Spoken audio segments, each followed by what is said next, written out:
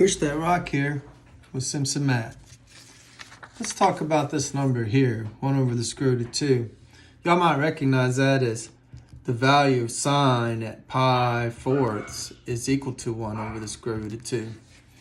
And your high school teacher might have told you to rationalize this, and I'm going to talk about rationalizing it in a minute. But, you know, I'm not in a big hurry to rationalize. That's the value. And one reason why I'm not in a big hurry to rationalize is what if I needed to know cosecant of pi fourths?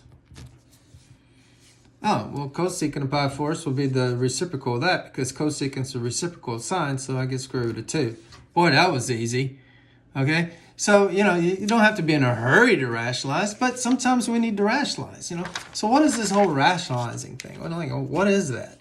Well, what if I need to know what this is, you know, approximately? Like, what is this equal to? Is this equal to 1.7? Is this equal to 0.3? What is that equal to about?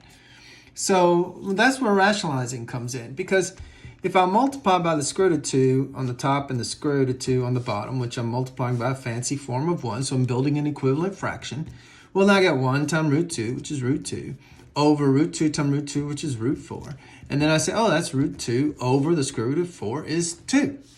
And this is easier because we know the square root of 1 is 1 and the square root of 4 is 2. So the square root of 2 is about somewhere in between. Remember square root of 3. So square root of 2 is about maybe 1.4-ish because square root of 3 maybe be about 1.7-ish. So we know that's about 1.4 over 2. And so it's about 0.7. And in fact, that's really close to what it is. Rounded to the nearest tenth is 0.7. So we rationalize so that we can get a decimal equivalent. But if you don't need a decimal equivalent, there's no big rush to rationalize. It's sort of like when we do, let's say we're trying to figure out what tangent of, say, pi sixth is, okay? So if we're trying to figure out what tangent of pi sixth, when we're thinking about the first quadrant, you know, here's an angle that's 30 degrees or pi 6 radians. It intersects at the short leg is the y, so 1/2. And the longer leg is square root of 3 times that, so we get square root of 3 over 2. And we know tangent is the y, 1/2, divided by the x, square root of 3 over 2.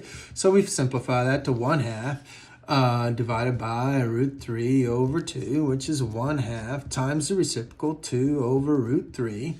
And we see that the 2's will cancel. And I get 1 over root 3. That's supposed to be 3, sorry. Sorry, Sophia and Taylor both told me that my handwriting is chicken scratch. I need to work on that. Look, I'm getting better. Look, girls, I'm working hard to get better. That's clearly a 3.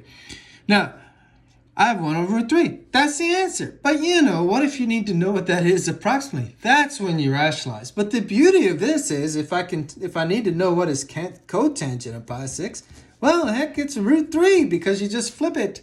So you get root 3 over 1, which is root 3. But yes, if I want to know the decimal approximation, then it's nice to rationalize. Right now, I know I have 1 over 1.7, but what's that? It'd be easier to rationalize and get root 3 up top, and square root of 3 times square root of 3 is square root of 9, which is just 3. So then we know, oh, well, root 3, we said it's about 1.7, and we're going to cut that into thirds. Well, if it was 1.8, we'd get 0.6. Okay?